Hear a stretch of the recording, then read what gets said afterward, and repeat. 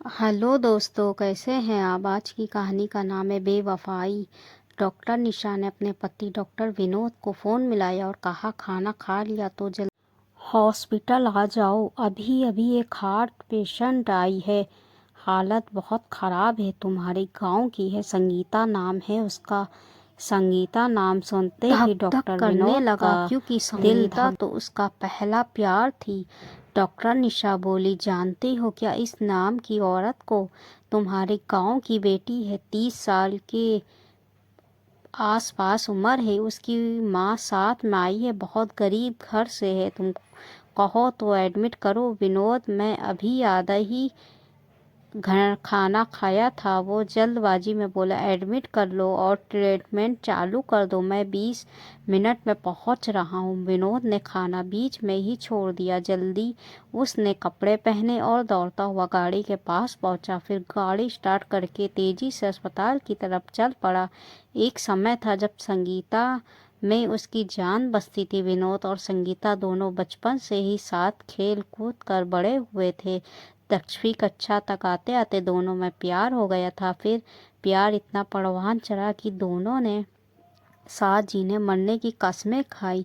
तमाम उम्र किसी और का ना होने के वादे किए। 12वीं पास करने के बाद संगीता ने पढ़ाई छोड़ दी थी क्योंकि गांव में कॉलेज नहीं था। संगीता गरीब घर से थी, इस कारण शहर की कॉलेज में जाकर पढ़ने का उसका समर्थन नहीं था। विनोद के पिता रेलवे में कर्मचारी थे, वो खाते पीते घर का लड़का था, इसलिए 12वीं पास करने के बाद वो पीएम पीएमटी की तैयारी करने के लिए शहर चला गया था। मगर जब भी वो गांव आता दोनों छुप कर मिलते थे। जीवन में एक दूसरे का साथ निभाने के वादे ताज़ा होते थे। संगीता 3 भाई बहनों में सबसे बड़ी थी।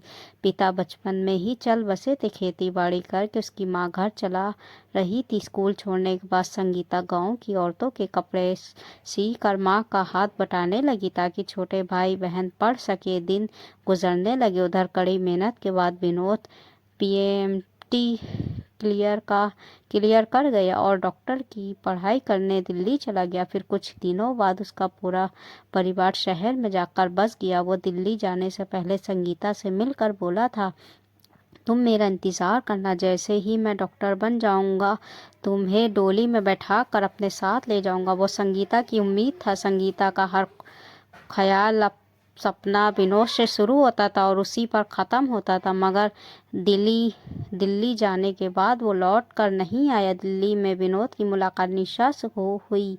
वो भी विनोद की तरह एमबीबीएस कर रही थी, बहुत ही संपन्न परिवार से थी। उसके पिता भी डॉक्टर थे और उनका खुद का हॉस्पिटल था। वो अपने पिता की इकलौती संतान थी। पिता के बाद सारी संपत्ति निशा की होने वाली थी। निशा सोने के अंडे देने वाली मुर्गी थी। निशा अमीर होने के साथ साथ सुंदर भी बहुत थी। गांव का लंबा चौड़ा और खूबसूरत विनोद उसके दिल में उतर गया था। वो धीरे धीरे विनोद से नज़दीकियां बढ़ाने लगी। विनोद भी उसके रूप जाल में फंस गया। विनोद के मन में लालच भी आ गया था क्योंकि डॉक्टरी करते ही उसकी लाइफ पूरी तरह सेट होने वाली थी।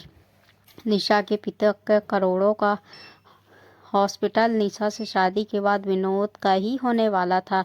विनोद ने गरीब संगीता के प्यार को भुला दिया था। अब उसकी दुनिया सिर्फ निशा के आसपास घूमती थी। मगर उधर संगीता इन सब बातों से अनजान थी। वो एक दिन गिन गिन कर कट काट रही थी। धीरे धीरे इंतजार में पूरे 5 साल गुजर गए मगर विनोद लौट कर नहीं आया। संगीता को पता चला कि विनोद ने एक डॉक्टरनी से शादी करके अपना घर बसा लिया है। उस दिन वो बहुत रोई थी। जब दर्द सहन नहीं हुआ तो एक दिन विनोद के पास जा पहुंची। विनोद उसे हॉस्पिटल में मिला। संगीता को देखकर वो घबरा गया। विनोद संगीता को एकांत में ले जाकर उससे माफ़ी मांगते हुए बोला, सॉरी यार, माफ़ कर दे, मैं अपना वादा नहीं निभा पाया। अब उदास आंखों से संगीता बोली, मगर मैं अपना वादा निभाऊंगी। जिंदगी भर तुम्हारी बनकर जीने का वादा किया था ना। तुम्हारी तो नहीं बन सकी मगर मेरी जिंदगी में कोई और भी नहीं आएगा। वो आश्चर्य से उसकी तरफ देखते हुए वो बोला, पागल है क्या, पहाड़ सी जिंदगी कैसे काटोगी। संगीता आसमान की तरफ देख कर बोली, हम गरीबों के ज़्यादा बड़े सपने नहीं होते, सुबह शाम 2 रोटियां मिल जाएं तो रात को नींद आ जाती है, ऐसे ही एक एक रात कटते कटते ज़िंदगी कट जाएगी। विनोद बोला, अकेले रहकर मुझे ज़िंदगी भर की सज़ा देना चाहती हो क्या?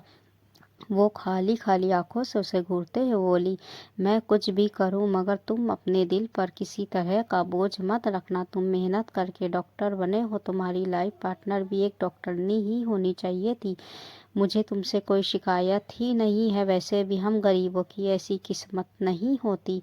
वो तो तुमने खामखा झूठे सपने दिखा दिए थे। वो वापस जाने लगी तब विनोद बोला, तुम्हारे लिए मैं एक अच्छा सा लड़का देखूंगा, तुम्हारी शादी में तुम कहोगी उतने पैसे लगाऊंगा, प्लीज़ शादी कर लेना। आखिरी बार जाते जाते वो मुड़ कर बोली, ऐसा सोचना भी मत, इस दिल में तुम्हें जगह दी है, अब किसी और को दिल में घुसा कर इसे गंदा ना होने दूंगी। तुमने टाइम पास किया होगा मगर संगीता ने सच्चा प्यार किया और करती रहेगी। Good bye. संगीता वापस तो लौट गई थी मगर विनोद के दिल पर एक बोझ सा छोड़ गई थी। 10 साल हो चुके थे उससे आखिरी मुलाकात को, मगर दिल पर बोझ कम न हो सका। वो जब भी अकेला होता था वो हवा का झोंका बनकर उसके ख्यालों के आ जाया करती थी, फिर भरी आंखों से उससे पूछा करती थी, सुनो मुझे आज भी तुम्हारा इंतजार है, तुम आओगे क्या? वो कभी भी अपने पुश्तैनी गांव में लौट कर नहीं गया मगर गांव की पूरी खबर रखता था। वो जानता था कि संगीता ने अपने छोटे भाई और बहन की शादी कर दी है मगर अभी तक खुद कुंवारी है। अब तो संगीता से मिलने के नाम पर ही उसका दिल घबराने लगता था, खुद से घृणा घृणा सी होने लगती थी, सांसें तेज चलने लगती थी। अजीब बात थी कि वो दिल का डॉक्टर था मगर एक मासूम दिल को तोड़ने का पाप उसके सर पर था। वो हमेशा के लिए संगीता से दूर रहना चाहता था मगर अचानक से वो हार्ट पेशेंट बनकर उसी के हॉस्पिटल में आ गई थी। विनोद तेजी से गाड़ी चलाता हुआ हॉस्पिटल पहुंचा। निशा उसे रिसेप्शन पर ही मिल गई, उसे देखते ही बोली, उसे भर्ती कर लिया गया है। डॉक्टर गरिमा उसे देख रही है, हालत बहुत ख़राब है, लगातार दूसरा अटैक हुआ है। आश्चर्य इस बात का है ऐसी हालत में भी वो बच गई क्योंकि मरीज इतने ब्लॉकेज के बाद बच नहीं पाता। वो दौड़ता हुआ उस वार्ड के सामने पहुंचा जहां संगीता की माँ और छोटा भाई बैठे थे। विनोद को देखते ही संगीता की माँ बोली, बेटा विनोद गवा गया है, उसे बचा ले बेटा। गांव के सरकारी डॉक्टरों ने जवाब दे दिया था, बोल रहे थे किसी बड़े हॉस्पिटल में ले जाऊं मगर बेटा मेरे पास इतने पैसे नहीं है इसलिए यहाँ तुम्हारे हॉस्पिटल में ले आई। वो तेजी से संगीता के वार्ड में प्रवेश कर गया। डॉक्टर गरिमा उसे देखते ही बोले, अच्छा हुआ सर आप आ गए हैं, मैंने इसे इंजेक्शन दे दिया, कुछ जांच भी की गई है मगर इसकी सांसें अभी भी दुरुस्त नहीं हो रही हैं। देखिए ऑक्सीजन के बावजूद ये बुरी तरह हाँफ रही है। वो बोला, आप जाइए डॉक्टर, मैं देखता हूँ। डॉक्टर गरिमा जाते जाते बोली, सर महिलाओं के दिल की इतनी बुरी हालत मैंने आज तक नहीं देखी, पता नहीं ये किस तरह के नशे की आदी है। विनोद जानता था वो किस नशे की आदी थी, वो इश्क का नशा करती थी, उसी इश्क के हाथों वो दिल की ऐसी हालत करवा बैठी थी। डॉक्टर गरिमा के जाने के बाद विनोद ने गौर से संगीता को देखा, उसकी आंखें बंद थी और वो रुक रुक कर झटके से सांस ले रही थी। विनोद ने उसे वेंटिलेटर पर कर दिया ताकि सांस लेने में मशीन उसकी मदद कर सके। अचानक संगीता ने आंखें खोल दी। जब संगीता की नज़र विनोद पर पड़ी तो धीरे धीरे उसकी सांसें दुरुस्त होने लगी और कुछ ही देर में उसकी सांसें नॉर्मल हो गई। पता नहीं ये वेंटिलेटर मशीन का चमत्कार था या फिर विनोद के दीदार का असर था। जब विनोद की उससे आंखें मिली तब विनोद ने तुरंत आंखें झुका ली। संगीता ने हाथ के इशारे से उसे पास बुलाया और मास्क व मशीन उपकरण हटाने के लिए कहा। विनोद बोला, नहीं अभी इन्हें लगा रहने दो, मगर संगीता अपने हाथों से मास्क हटाने की कोशिश करने लगी। तब मजबूरन विनोद को उसका ऑक्सीजन मास्क हटाना पड़ा। वो बोला, प्लीज़ ढंग से इलाज कर लेने दो। वो एक बुझी बुझी सी मुस्कान के साथ बोली, कैसे हो? वो तड़पता हुआ बोला, मैं ठीक हूँ मगर तुम ठीक नहीं हो, तुमने ये क्या हालत कर रखी है? वो छत को घूरते हुए बोली, विदा कर दो। विनोद की आंखों से आंसू बहने लगे। वो बोला, ऐसा मत कहो प्लीज़। संगीता उसकी आंखों में देखते हुए बोली, थक गई हूँ मैं, अब और नहीं जिया जाता, प्लीज़ अब विदा कर दो।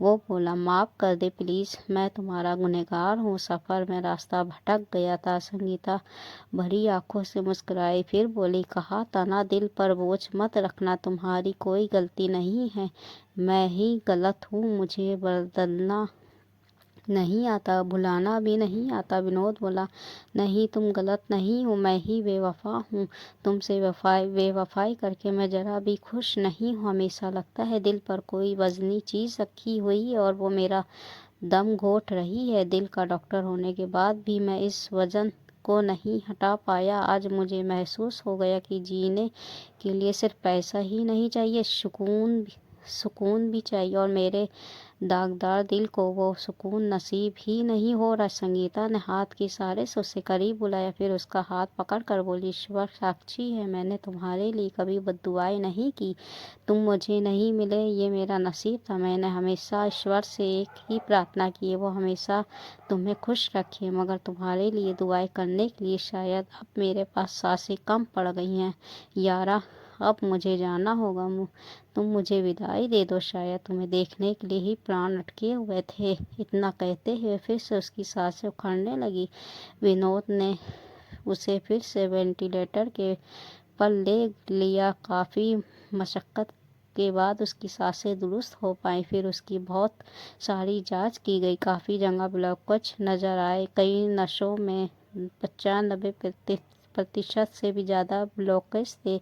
विनोद ने स्टंट लगाने जानने की बजाय उसके दिल की बाईपास सर्जरी करना सही समझा। वो खुद भी हृदय का अच्छा सर्जन था, मगर संगीता के दिल का ऑपरेशन वो नहीं कर सकता था, इसलिए उसने संगीता के ऑपरेशन के लिए एक बहुत ही अनुभवी सर्जन को बुलाया। 2 दिन बाद सर्जरी होने वाली थी, तब तक उसे दवाई दी जा रही थी। धीरे धीरे उसमें सुधार हो रहा था। एक रात वो वेंटिलेटर के साथ गहरी नींद में सो रही थी कि विनोद उसकी जांच रिपोर्ट को देख रहा था। अचानक संगीता की सांसें उखड़ने लगी। वो दौड़ के उसके पास पहुंचा, फिर कभी ऑक्सीजन सप्लाई तो कभी मॉनिटरिंग मशीन को चेक करने लगा। अचानक संगीता ने एक हाथ को जरा सा ऊपर उठाकर विनोद की तरफ ऐसे हिलाया जैसे वह स्कूल की छुट्टी होने के बाद अपने घर जाते समय बाय बाय करती थी। साथ ही इतनी भयंकर पीड़ा के बीच वो एक अजीब सी मुस्कान के साथ विनोद को देखने लगी, जैसे कह रही, अलविदा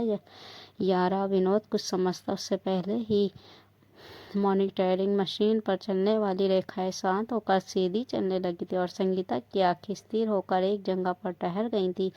वह इस संसार से अपनी यात्रा समाप्त कर चुकी थी। विनोद पागलों की तरह अकेला ही उसकी धड़कनें फिर से चालू करने के लिए तरह तरह के यत्न कर रहा था, मगर अब कोई फायदा नहीं था। अगले दिन संगीता का शरीर उसके भाई और माँ को सौंप दिया गया। माँ और भाई रोते बिलखते उसके माटी हो चुके शरीर को ले गए। विनोद अपनी पत्नी और स्टाफ के सामने बिल्कुल शांत था, ऐसे दिख रहा था जैसे कोई अनजान पेशेंट चल बसा हो, मगर उसके दिल के भीतर एक खलबली सी मची हुई थी।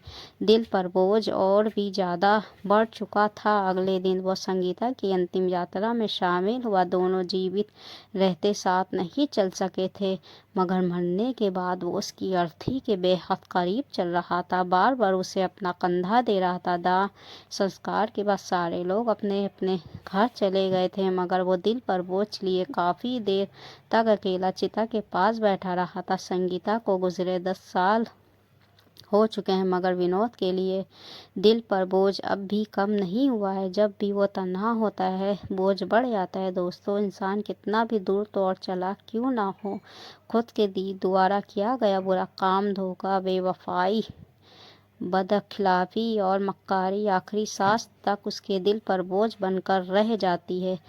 दोस्तों, ये थी हिंदी कहानियाँ आपको कैसी लगी? हिंदी कहानी देखने के हमारे चैनल को लाइक सब्सक्राइब शेयर ज़रूर कर दीजिएगा। फिर हाजिर होंगे एक नई हिंदी कहानियों के साथ। दुआओं में याद रखिएगा।